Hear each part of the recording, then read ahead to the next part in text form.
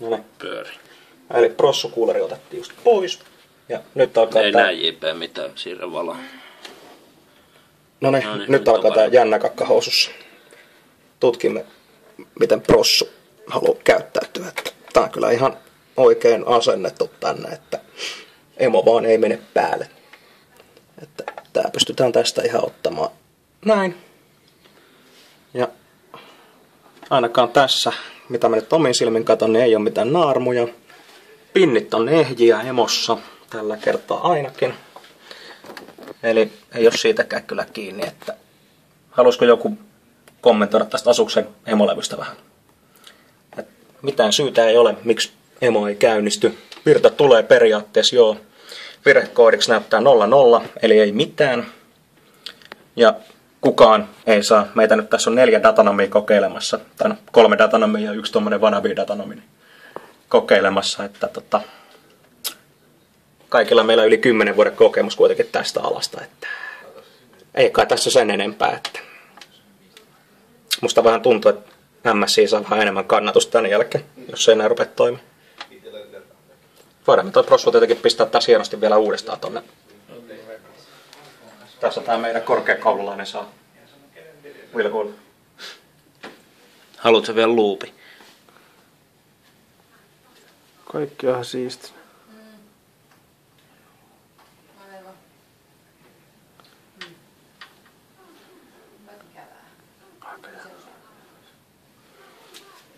No, tää on aivan ehjältä silmämääräisesti. Vähän pimeät. Annat sä sen valon, niin mä otan sen vaikka kouraa tosta. Niin pistä sä se sinne, niin mä voin vetää ton valon. Sitten täältä reunasta kiinni. Siellä on nastat.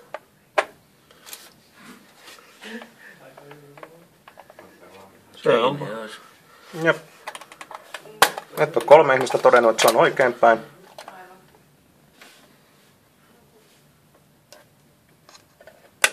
Hei vaan. Hei vaan sille. Kuuleri kiinni ja uudestaan testaamaan. Näemme hienon lopputuloksen. Kiva ostaa 2,5 tonnia Anna se klikkaan kräkkituuletin mulle. Tää on, pidät sä totta. Mä huomaan. Niin, ja sanottakaan se, että tämä on jo toinen emolevy samaa sarjaa, missä on tämä sama ongelma, että kertokas hieman. Toinen kovalevy, emolevy, mitä mä tässä höpöttelen. Toinen emolevy, Asus myös halvempi, kokeiltiin toisella kaverilla, toimii, mutta nämä kalliimmat mallit, näissä on kaikissa vähän jotain vikaa. Fani kiinni. Naks, pois.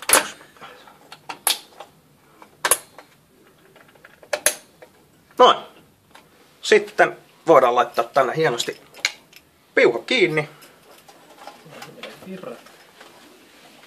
Virrat laitetaan kiinni luonnollisesti.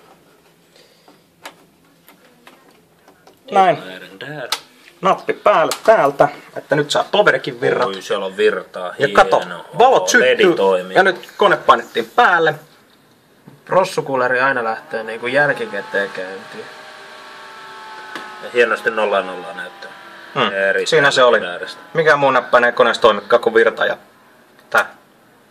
Ja sit voidaan katsoa näyttää tuossa ylempänä. Että Siinä on näyttää. Siinä on lopputulos. Hienosti toimii. Ja voimme vielä täältä varmistaa, että DVI-johdolla on. Eli vaihtoehtoja on useampi. Voimme täältä ihan DVI pyöritellä sinne. DVI, no signal.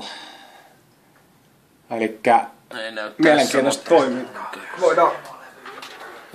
Voidaan myös pistää tämä HDMI kiinni tänne emoon. Lyö se näytönohjaimeen. No, lyödään sitten ensiksi näytönohjaimeen. Otetaan tästä tää DVI irti. Pistetään HDMI kiinni tänne. Heti kun... Noin. Ja sitten taas katsomme näytön. Pyöritetään täältä kohta toi oikein kanava. HDMI. Hieno kuva. Asus näyttää videokuvaa. Ja sitten otetaan irti. No signal. Ja täältä tää irti. Ja sitten pistetään tää tänne emolavyyn kiinni, niin kukaan ei voi väittää, että näyttis on hajalla. Ja sitten taas tutkimme hienosti näytön. Ja voin sanoa, että ei toimi. HDMI-kanava hieno sinne. No signal. No signal. Eli mun mielestä aika hyvin todettu ja 1000-wattinen poveri, jos ei tätä lankkua pyöritä, niin Fractal Designin 1000 Pistäis wattia. valoa vähän vielä tohonkin. Siinä on. Fractali poweri ei vaan toimi. Jep. Fractalin poweri antaa 80 ampeeria sitten siitä 12 volttia. Eli jos kuuluu, niin 80 amperia tulee maksimissaan. Että. Ja myös näytönohjaimen piuhat on ok. Rammittasennyt on ok. Ja voimme muuta todeta, että tämä memcheck-nappi ei toimi. Sä voit sitä vaikka rämpytellä tästä tai pitää pohjassa. Ohjekirjan mukaan pitäisi lähteä pyörimään. Katsotaan nyt tuosta kamerasta vaikka tuo 30 sekuntia. Mä voin tätä tässä pitää pohjassa. Nyt on mennyt semmonen joku 8 sekuntia ehkä, että katsotaan tosta nyt. Otetaan vaikka vähän yli. Toi kun on 6.30 kovemmin päästä irti, niin mitään ei ole käynyt. Että hyvin toimii.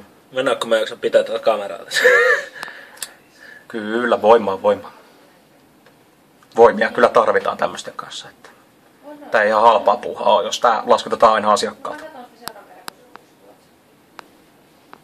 Mut hei, Nyt on mennyt jo yli. Prossun kuuleri toimii. Joo, se pyörii. Että näin, no. Ei mitään käy. Inteli. Kiitos. Kiitos kuulerista. Se onkin ainoa asia, mikä tässä toimii. Että eikä tässä muuta, että Näihin tunnelmiin, näihin kuviin. Kiitos.